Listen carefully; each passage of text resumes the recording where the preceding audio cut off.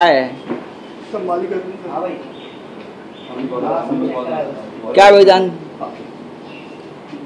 प्रभाग समिती रचना यावर आता काही विरोधक खास करून आक्षेप घेत आहेत, कारण प्रभाग समिती प्रभाग रचनेमध्ये सत्ताधारी आपल्या स्वतःला कशा प्रकारे मतं मिळतील त्यानुसार हे प्रभाग रचना करतील। जितेंद्र आव्हाडांनी या संदर्भात प्रश्न उपस्थित केला आहे।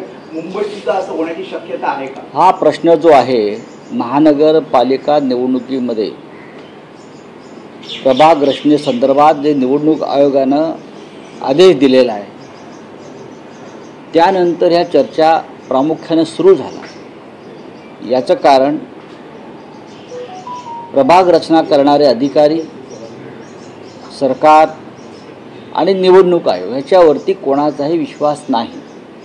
हे आम्ही विधानसभेला पाहिले।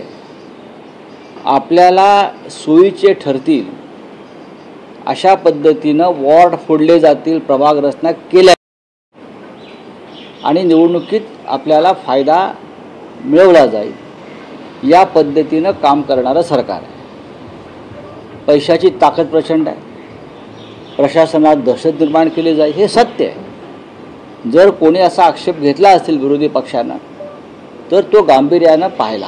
तुम्ही सुद्धा त्याच्याकडे बघणार का? कारण महाविकास आघाडीच्या काळात राज्य सरकारला अधिकार दिले होते प्रभाग रचनेचे, ते आता कंटिन्यू राहणार नाही, राहू द्या ना, पण निष्पक्षपाती पद्धतीनं हे काम होणं गरजेचं आहे आणि त्यासाठी निवडणूक आयोगानं जागल्याची भूमिका घेतली पाहिजे। याचा कुठे गैरवापर तर होत नाही अधिकाराचा, कारण महानगरपालिकाचं जे खातं आहे ते ज्यांच्याकडे आहे ते एकनाथ शिंदे, त्यांचा इतिहास तुम्हाला माहिती आहे।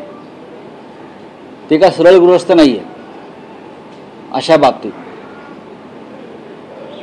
परत त्यांच्या पक्षाचे प्रमुख अमित शहा आहेत। अमित शहाना मुंबईवरती कब्जा मिळवायचा आहे, त्याच्यामुळे अमित शहा आणि त्यांचा जो पक्ष आहे SNC हे कोणत्याही थराला जातील मुंबईवर कब्जा मिळवण्यासाठी, पण आम्ही ते होऊ देणार नाही। राऊत साहेब, महाराष्ट्राच्या राजकारणात नेहमी